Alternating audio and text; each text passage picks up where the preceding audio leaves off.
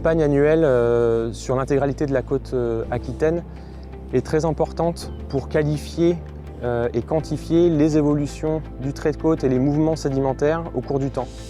Et c'est très important de le faire de manière pérenne et sur le long terme, car ce n'est qu'après plusieurs années, voire plusieurs décennies, qu'on est capable de comprendre comment évoluent ces sites, à quelle vitesse ils reculent, et de pouvoir du coup prédire et prévoir leur évolution future.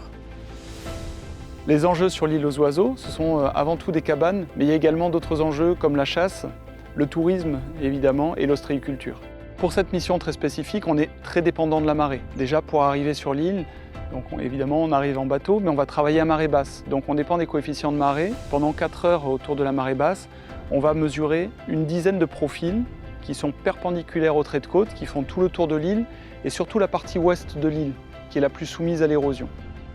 Les mesures qu'on réalise sont faites d'abord au GPS. Il y a 1 an, on a installé une borne qui nous permet d'être calés de manière très précise au centimètre près. Et à partir de cette borne-là, de ce point de référence, on fait des mesures sur l'ensemble des plages, notamment de la partie nord et de la partie ouest qui sont très soumises à l'érosion, avec un GPS. Et au moment où on fait ces mesures avec un GPS, on fait également des observations sur la morphologie des milieux. C'est notamment est-ce qu'on est sur la partie haute des marées maritimes, sur les parties basses, à partir des indicateurs de flore. Les mesures qu'on réalise au sein de l'Observatoire de la côte aquitaine sont importantes pour connaître sur le long terme, de manière très régulière, avec des protocoles très précis, l'évolution de la côte. Comme ça permet de disposer d'une information de référence qui permet après de mettre en place des plans de gestion site par site.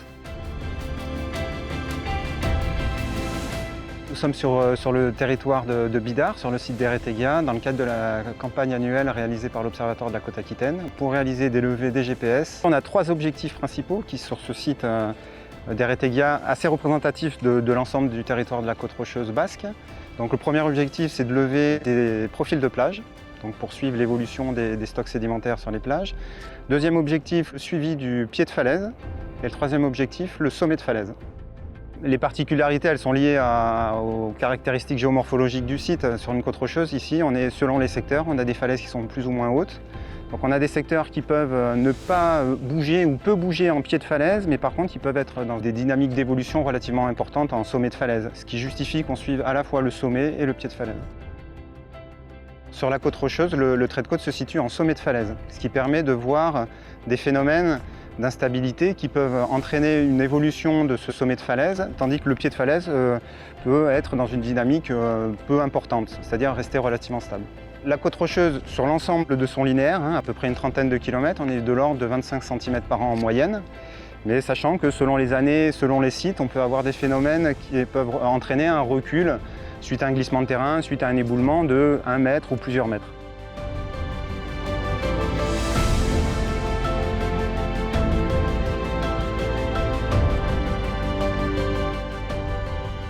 On est sur le site du courant du Chet, donc c'est un site particulier dans les Landes. C'est le seul courant, donc le fleuve côtier landais qui n'est pas artificialisé. Son embouchure en fait varie au cours du temps. Du coup forcément c'est un site qui est particulièrement mobile. Le trait de côte, la plage et la dune bougent aussi en fonction de l'évolution de ce courant. C'est un site qui est très intéressant à suivre pour ça.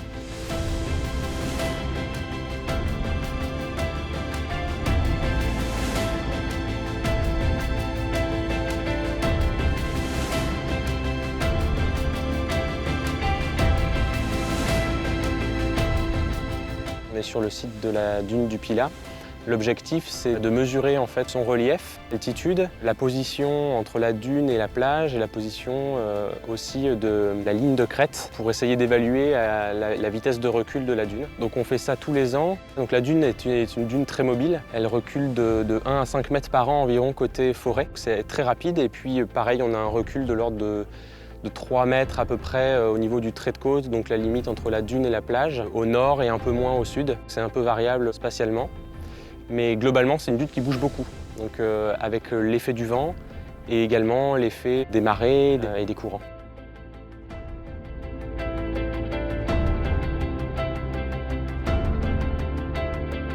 Outre son objectif principal d'observer l'évolution morphologique de la bande côtière au cours du temps, Cette mission annuelle est essentielle car elle sert également de référence, de vérité terrain, pour calibrer des modèles numériques ou estimer la précision et la justesse d'autres méthodes d'observation, comme par exemple l'acquisition de la topographie par laser aéroporté, qu'on appelle communément LIDAR.